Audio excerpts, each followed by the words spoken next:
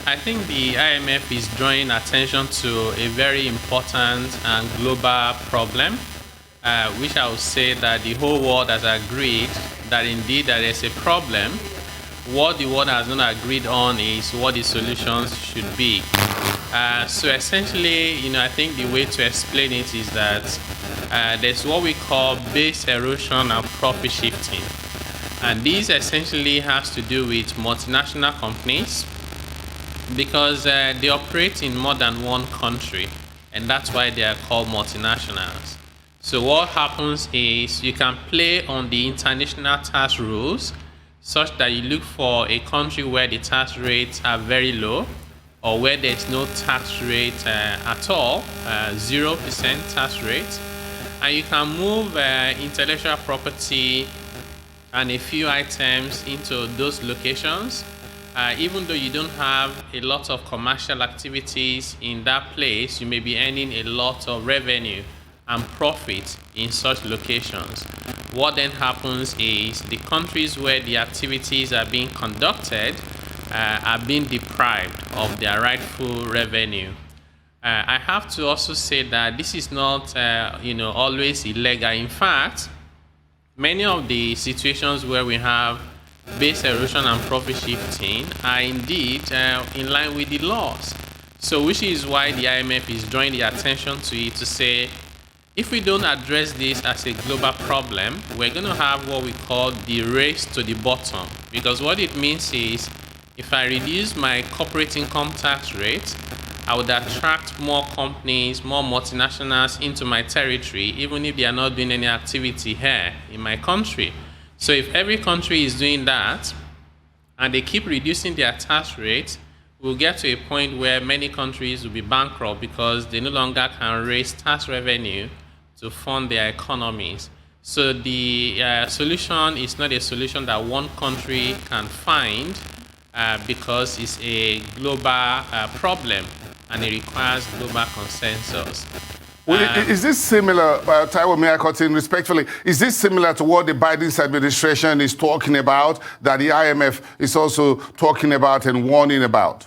Yes. So for a long time, the world has been trying to find the solution, but like I said, there was no agreement. And one of the major countries that refused to agree was actually the United States. With Donald Trump at the time not ready to listen to the rest of the world, it created a lot of uncertainties. So what we call the inclusive framework was introduced in 2016. And the idea was that, can we get the multinational companies to pay a global minimum tax? In other words, let's say a multinational is doing a lot of business in Nigeria, but the Nigerian government has decided to say your tax rate will be 10%, for example.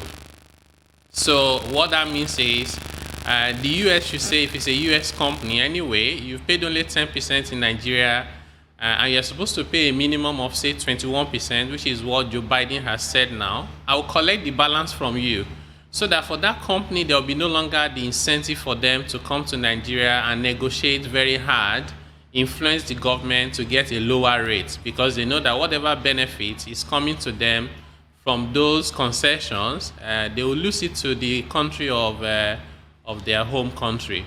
So that's what Joe Biden is now saying, to say, well, we are ready, we are America, we are ready to work with the rest of the world to try and come up with a global minimum tax rate, such that if a multinational refuses to pay tax where they're doing business, we'll still collect the tax anyway. So with that, the incentive for them to try and minimize their taxes where they do businesses will be significantly reduced. So in a manner of speaking, this is good news for developing and frontier markets like in sub-Saharan Africa, is it, where we've seen very weak tax jurisdictions? Yeah, I think in a way, yes. Developing countries such as Nigeria and many countries in Africa depend on corporate income tax significantly in funding their budget and their economies. So the more you have this base erosion and profit shifting, the less money developing countries will be able to collect. In addition to that, one major problem with developing countries is they do not have sufficient capacity, and many of them don't put their best foot forward when they are negotiating agreements with multinationals.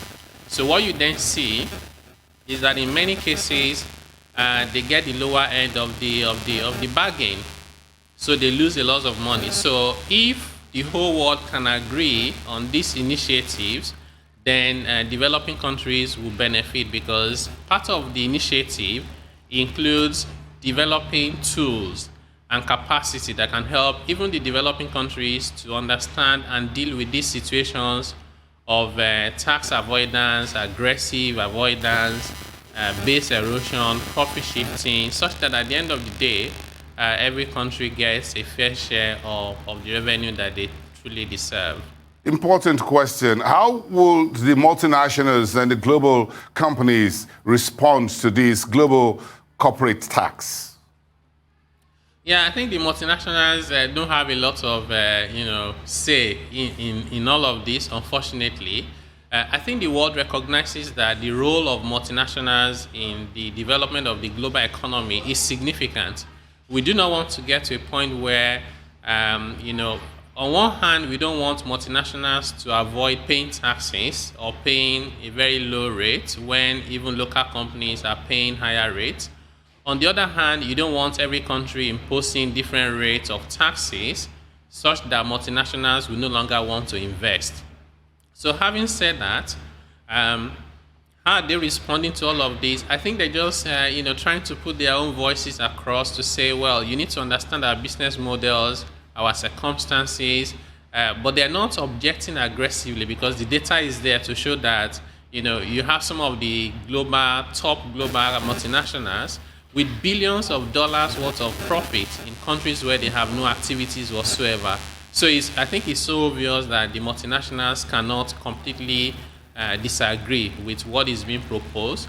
And I think that it will not be a perfect solution, no matter how you tweak it, but then it's good to start as a progress from where we are now, and then get things to improve as we go along.